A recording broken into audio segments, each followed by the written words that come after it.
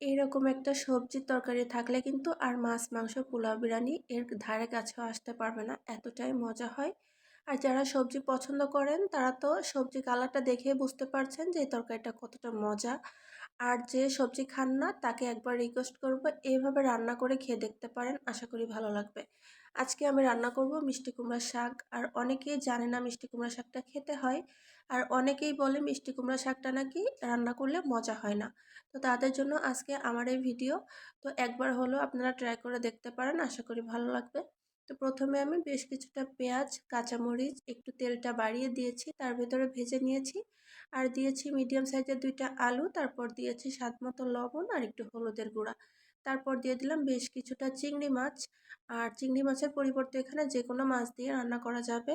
আর যে কোনো শাক রান্নার ক্ষেত্রে কিন্তু একটু পেঁয়াজ আর তেলটা বেশি দিতে হয়, তাহলে তরকারির টেস্টটা ভালো আসে। তো এখন আমি 3-4 মিনিটের মতো এটাকে একটু ভেজে নিব। তারপর এখানে পরিমাণ মতো পানি দিয়ে দিব।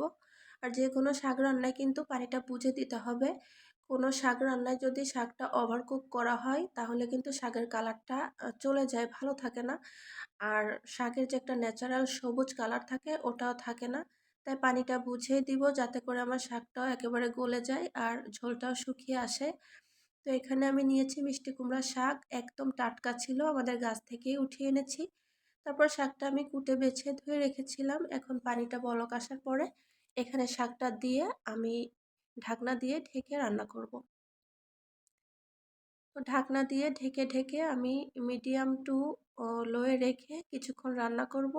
তো যখনই দেখব শাকটা একবারে নরম হয়ে গিয়েছে, মানে গলে গিয়েছে, তখন আমি চুলার জালটা আরেকটু বাড়িয়ে মানে ঝোলের পানিটা শুকিয়ে যখনই দেখব যে তেলটা উপরে ভেসে উঠেছে তখনই আমি নামিয়ে নিব।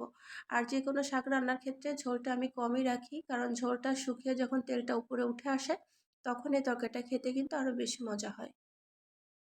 অনেকেই শাকের ভেতরে দেখেছি আদা রসুন বাটা দেয়। তো আমি তাদেরকে বলবো একবার শুধু কাঁচামরিচ পেঁয়াজ দিয়ে এভাবে রান্না করে খেয়ে দেখতে পারেন, আশা করি ভালো লাগবে। তো এইরকম একটা সবজির তরকারি থাকলে কিন্তু আপনার মাছ মাংসের প্রয়োজন হবে না। অনায়াসে এই সবজির তরকারি দিয়ে আপনি 2 প্লেট ভাত খেয়ে নিতে পারবেন, এতটাই মজা। আর আমার তরকারি কালারটা দেখে নিশ্চয়ই বুঝতে পারছেন যে কালারটা কত সুন্দর আসছে, মাশাল্লাহ। মানে সবজির যে ন্যাচারাল যে সবুজ কালারটাও ঠিক আছে এবং আমার ঝোলটা শুকিয়ে কিন্তু তেলটা ফুটে উঠেছে। এখন আমি তরকারিটা নামিয়ে নিচ্ছি গরম গরম ভাতের সাথে।